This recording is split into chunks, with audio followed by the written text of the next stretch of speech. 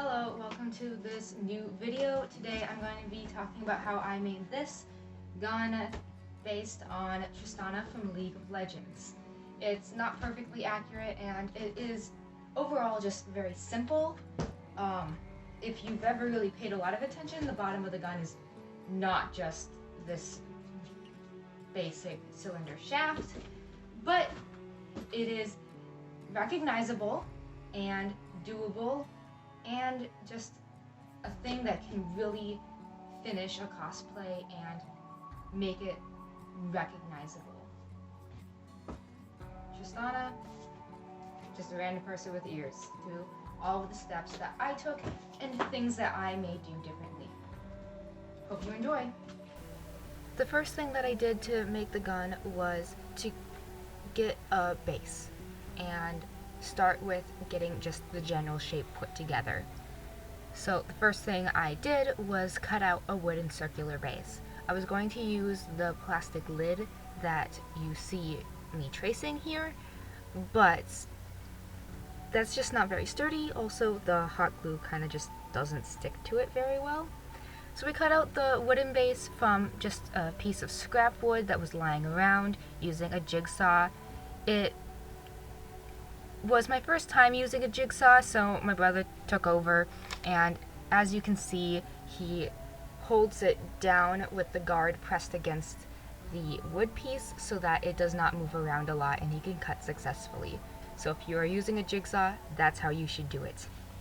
The other main part making up the shape is cardboard. It's just a large cardboard piece, and I put little slits along the edges of the zigzag part so that it can curve easily. So I curved it around the base and hot glued it all together.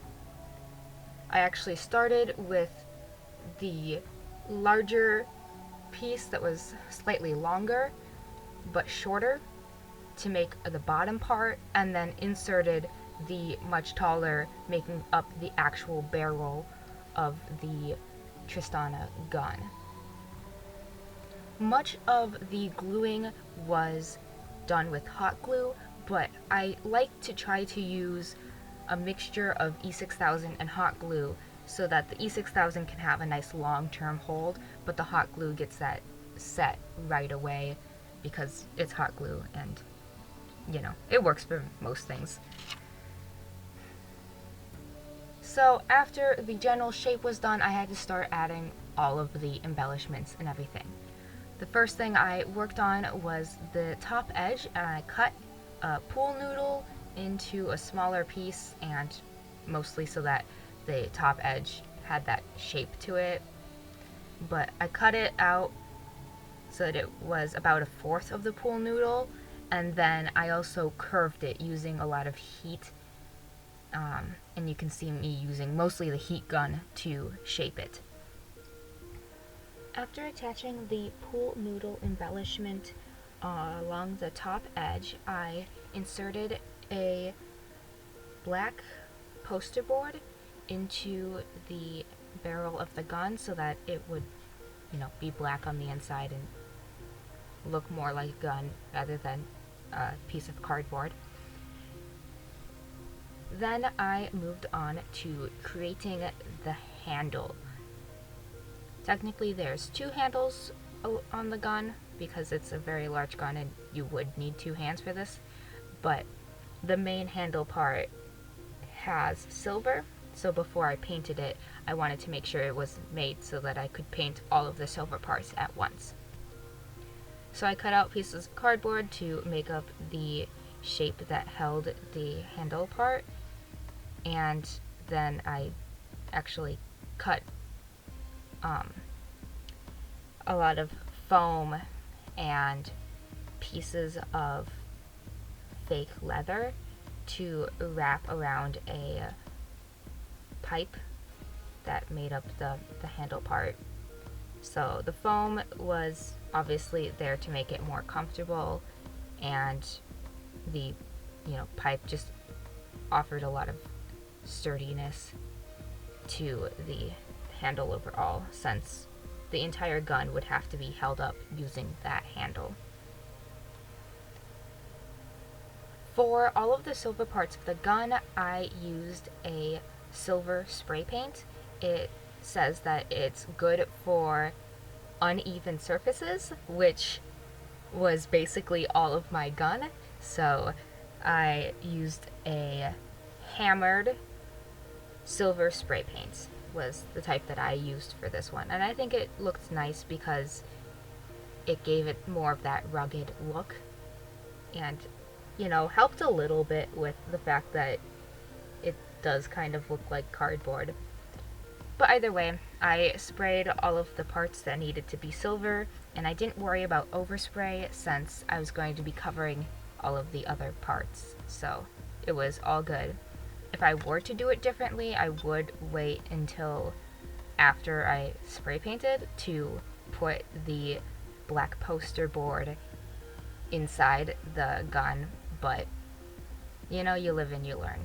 So anyways, now that it's done being spray painted and all of the silver parts are silver, we can move on to all of the other embellishments. So this next section I'm working on is supposed to be kind of a fake leather.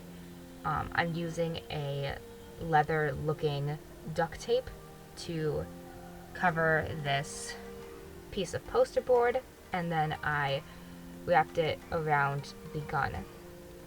There was also a section that was going to be gold, and then one more section of fake leather.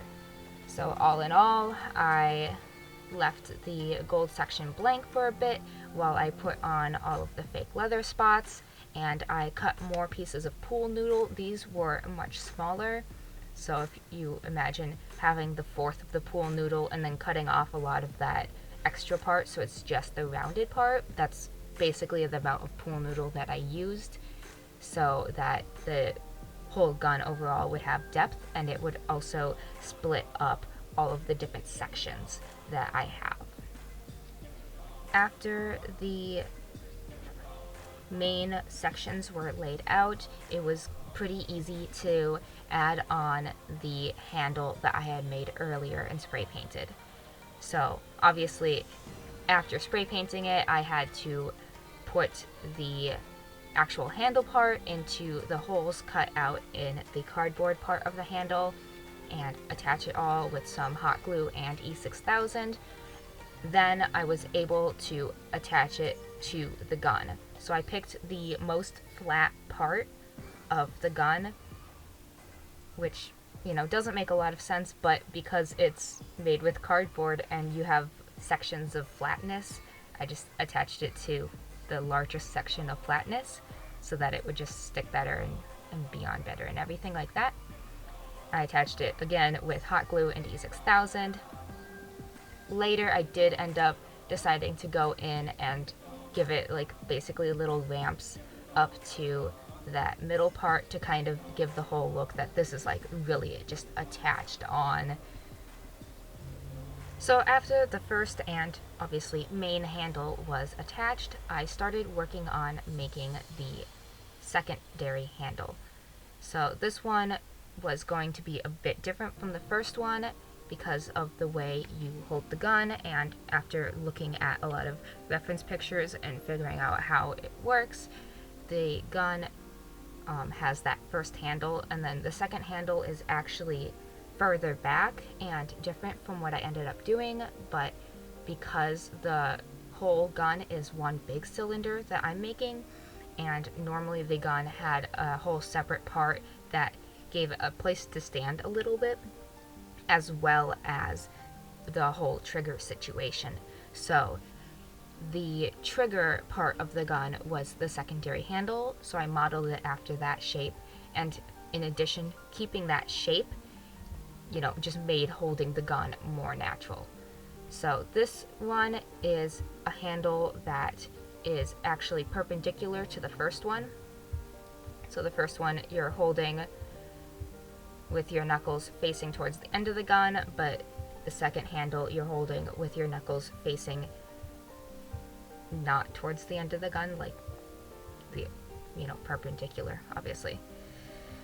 But I wanted this one to be plenty sturdy, just like the other handle, but I also wanted it to not just be cardboard and actually have the proper shape that I'm looking for, because I wanted that handle that at least was an L shape. I ended up making more of a boxy U shape so that it could be stabilized by going in between two layers of the cardboard.